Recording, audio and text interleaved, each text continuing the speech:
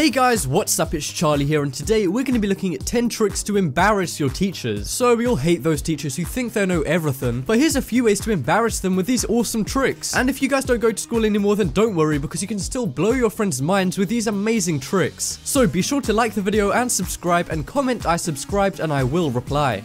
So coming in at number 10, we have guess any age. So this is the only way to guess anyone's age with 100% accuracy. So let's say somebody's 18 years old, but you don't know that. All you need to do is tell them to multiply their age by 5 and then add 8, and then multiply that by 2, then subtract 6 from it and multiply it by 10, then ask them what number they've got, then subtract 100 from that and divide it by 102, and you should get 18. And yes guys, this works with any age, so get ready to blow some minds and maybe creep some people out too. But next up we have mind reading. So this is the only way to know what number anyone is thinking of. So for this one, all you need to do is ask somebody to think of a number between 1 and 20. Let's say it's 7, but it works with any number from 1 to 20. Then tell them to add 5 and multiply that by 3. Then tell them to subtract 15. Then ask them what the end result of all of that was, and it should be 21. Then divide 21 by 3, which comes out as 7. So yeah guys, this is a surefire way to blow anyone's mind as long as you do it with a number from 1 to 20. But next up we have number predicting. So for this one, write down a 6-digit number, then get somebody else to write another 6-digit number under that. Then you write another 6-digit number under their one, and then the guy will write another 6-digit under yours, and then you'll do the same again too. Then add up all the numbers, and then you take a piece of paper out of your pocket with that number already written on it. How do you do this? Well, all you need to do is look at the second and third numbers. So the second number was written by somebody else, and the third was written by you.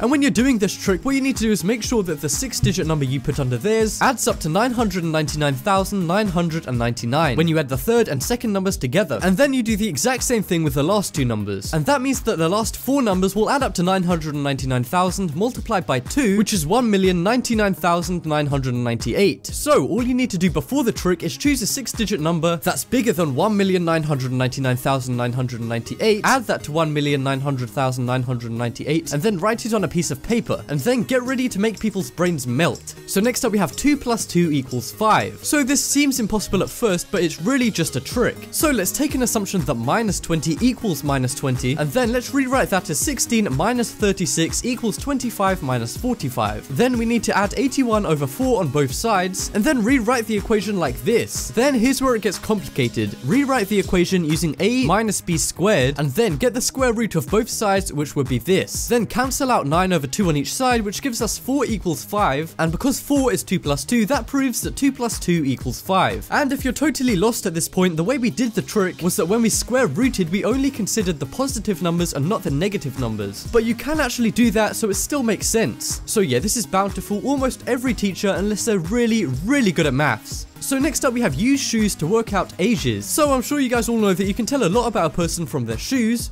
Mom always said there's an awful lot you can tell about a person by their shoes. But I'm sure you guys didn't know that a person's shoes can actually tell you how old they are. All you need to do is take their shoe size, let's say it's 8, then multiply 8 by 5, which would be 40, then add 50 to that, so 50 plus 40 would make 90, then multiply that by 20, which makes 1,800, then add 1,014, which would make 2,814, then subtract the year they were born, let's say it's 2000, and that adds up to 814. And that looks wrong, but no, because if you separate the numbers, the first number is the shoe size and the last two numbers are the person's age. So try this out and blow all of your friends and your teachers' minds. So coming up next we have Maths Genius. So it may sound hard to multiply by 11, but it's actually very easy with this one trick. And with this trick you can fool anyone into thinking you're a math genius. So let's take the number 24 and then add the digits 2 and 4 to make 6. Then put the 6 in between 2 and 4 and you have the answer. And if you want to do this with a higher number, like in this case where I have 86, well 8 plus 6 will make 14, but because 14 is 2 digits, instead of putting it between the 8 and the 6, all you need to do is put 1 above the 8 and that makes 9, and then put the 5 in between the 9 and the 6, which makes 946, which is the answer to 86 times 11. Who knew math could be so simple? So next up we have how many months. So if you ask most people how many months have 28 days, most people will say 1 because they'll start thinking about leap years and then not know the answer. But really, if you think about it logically, the answer is actually all months, because every month has at least 28 days, and most months have 30 or 31 days. So yeah guys, your teacher or whoever you tell this trick to will be kicking themselves after finding out how obvious this one really is.